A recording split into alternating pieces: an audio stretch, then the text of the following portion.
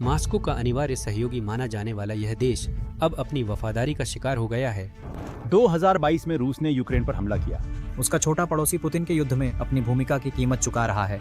Lukashenko अपने अंतरराष्ट्रीय छवि से खुश नहीं है, जिसमें उन्हें रूस का पिछलग्गू दिखाया जाता है। बेलारूस आज अपने आप बिखर रहा है, जो रूस के साथ गठबंधन का नतीजा है।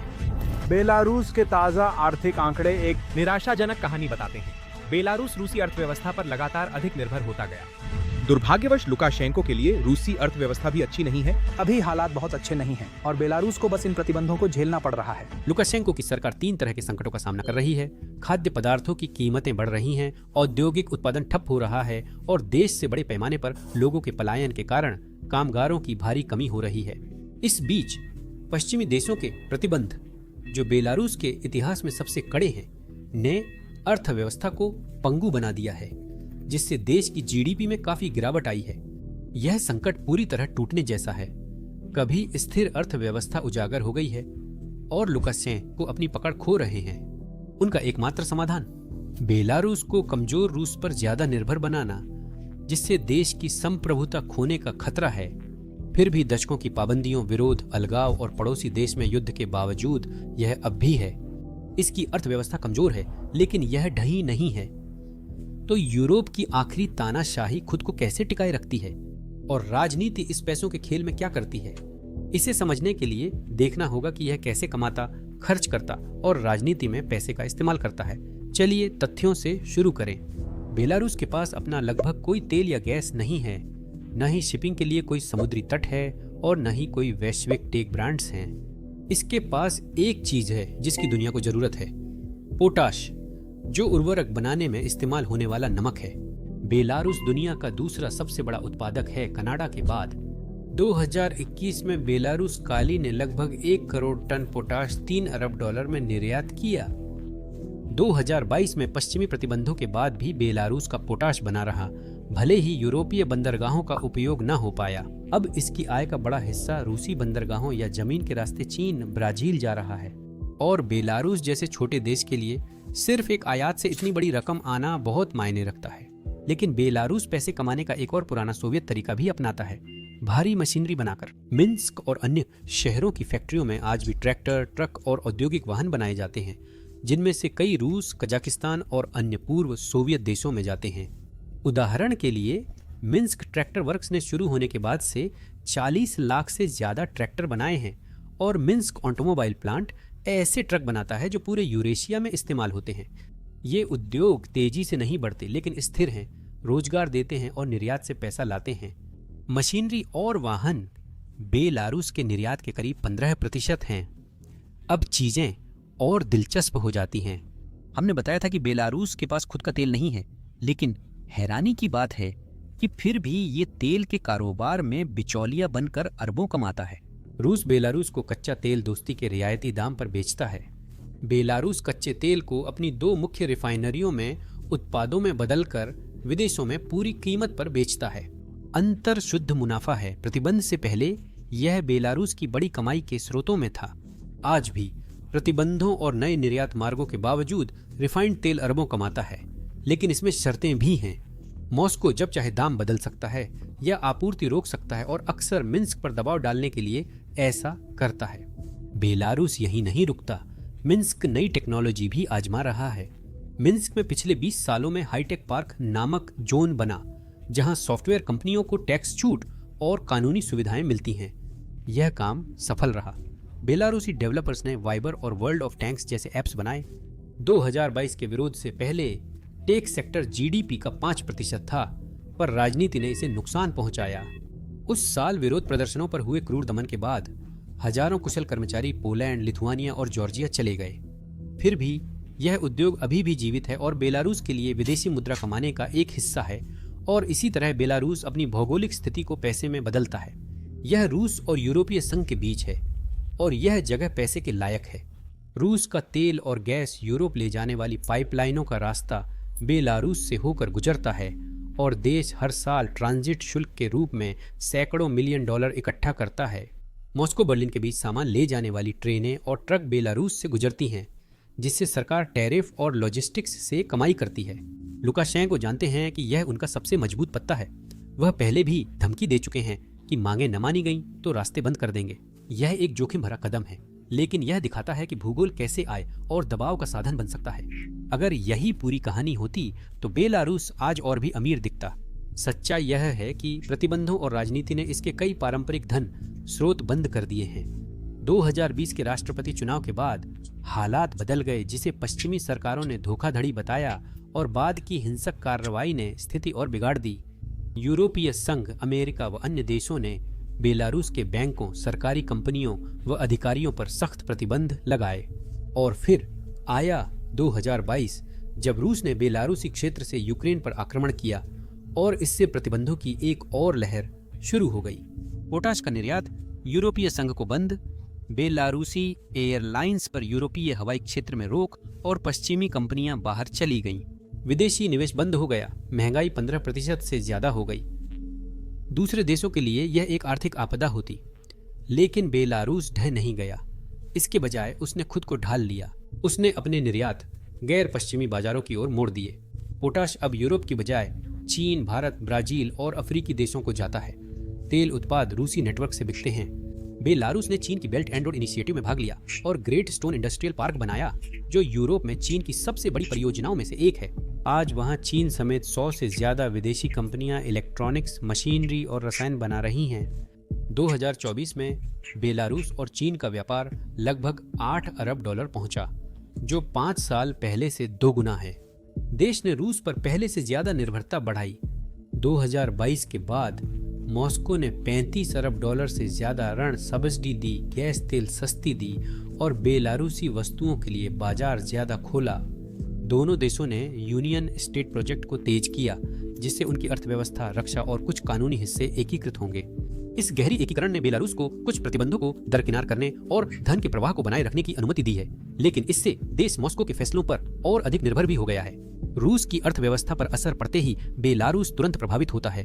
इसी के साथ बेलारूस चुपचाप वैश्विक प्रतिबंधों से बचने वाले नेटवर्क में एक महत्वपूर्ण कड़ी बन गया है, और यही एक मुख्य तरीका है जिससे वह भारी दबाव के बावजूद पैसे का प्रवाह बनाए रखता है।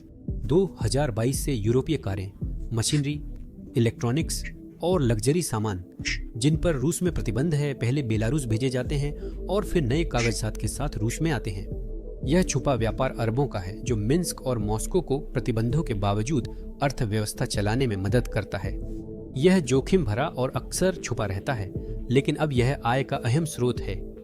बेलारूस अलगाव को अवसर में बदलना जानता है।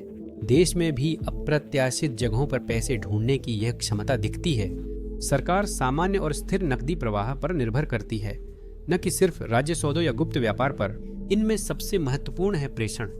हर साल विदेशों में काम करने वाले बेलारूस वासी अपने घर लगभग $1 अरब भेजते हैं, जो मुख्य रूप से रूस, पोलैंड और लिथुआनिया से आता है।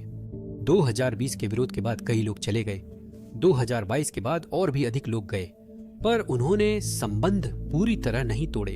उनका पैसा परिवारों का सहारा, स्थानीय खर्च बढ़ाता और विदेशी मुद्रा लाता है। ऐसे सिस्टम में जहां हर डॉलर अहम है, पैसों का निजी प्रवाह राज्य की जीवन रेखा बन जाता है।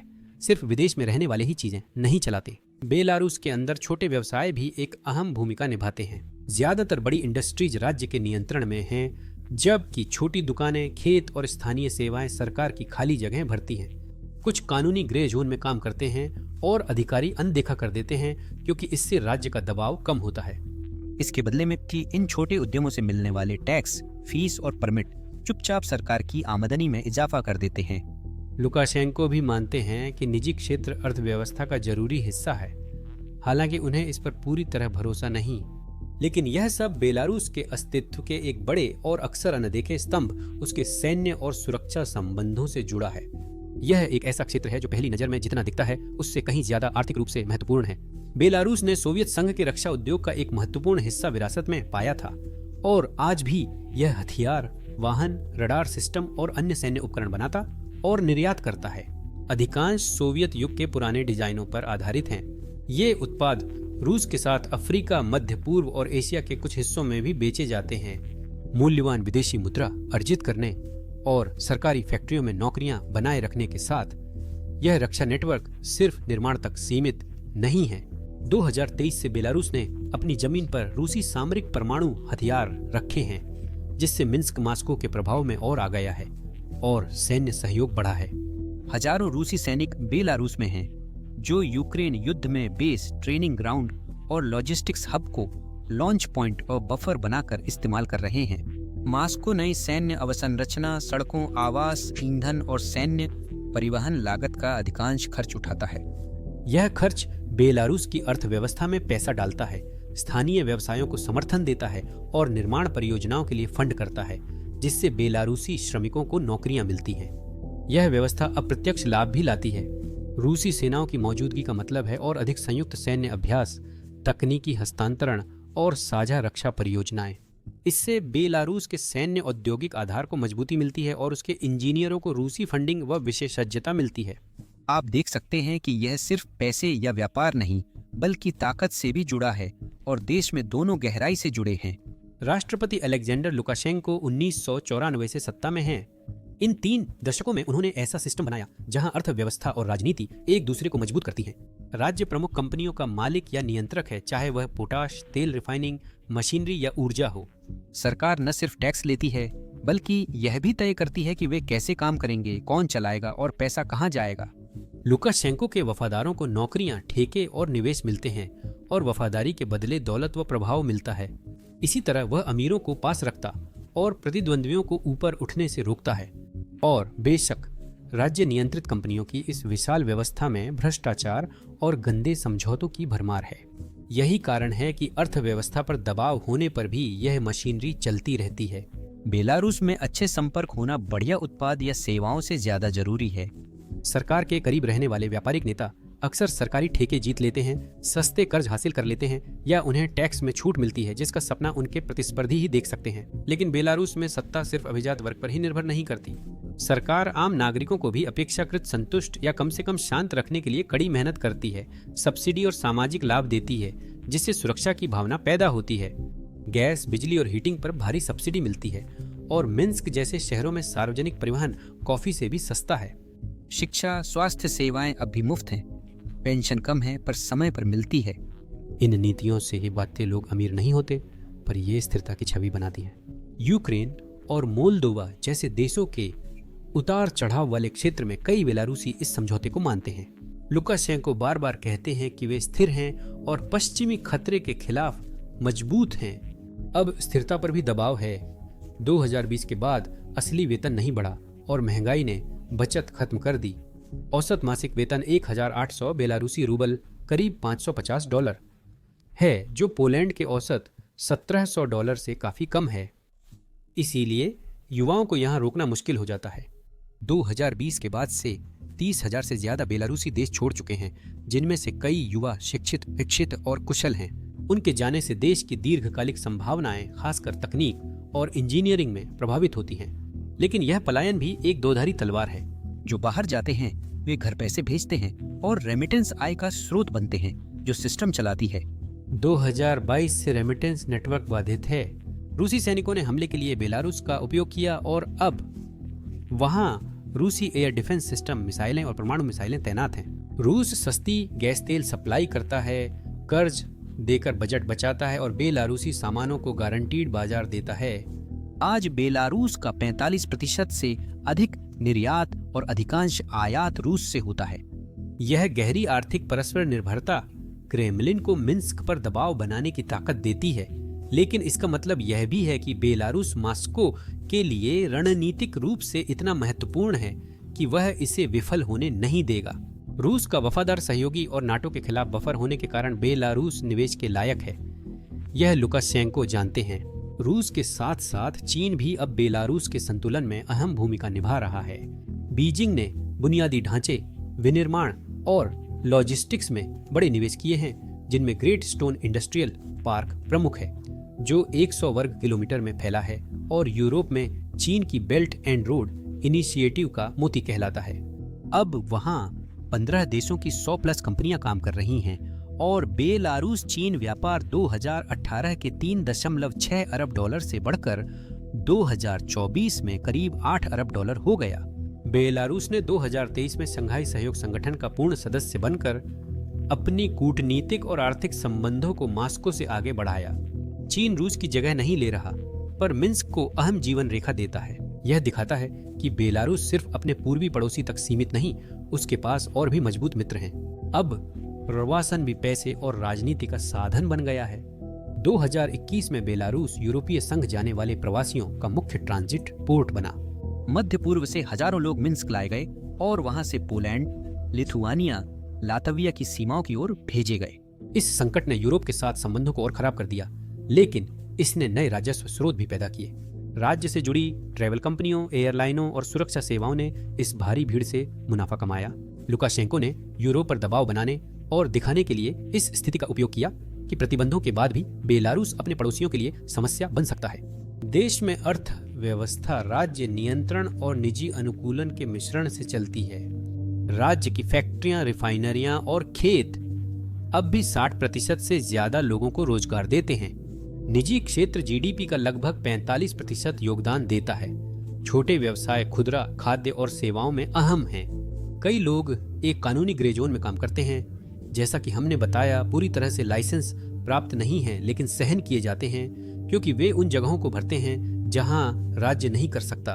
उनके कर और शुल्क बजट में राजस्व बढ़ाते हैं और प्रणाली का समर्थन करते हैं। परिणाम स्वरूप एक ऐसी अर्थव्यवस्था बनती है जिसमें दो दुनियाएं साथ साथ मौजूद महसूस होती हैं। मिन्स्क के शॉपिंग मॉल, कॉफी शॉप्स और टेक स्टार्टअप्स राजधानी को यूरोपीय अनुभव देते हैं। छोटे शहरों में सोवियत काल के कारखाने आज भी दशकों पुरानी मशीनें बनाते हैं।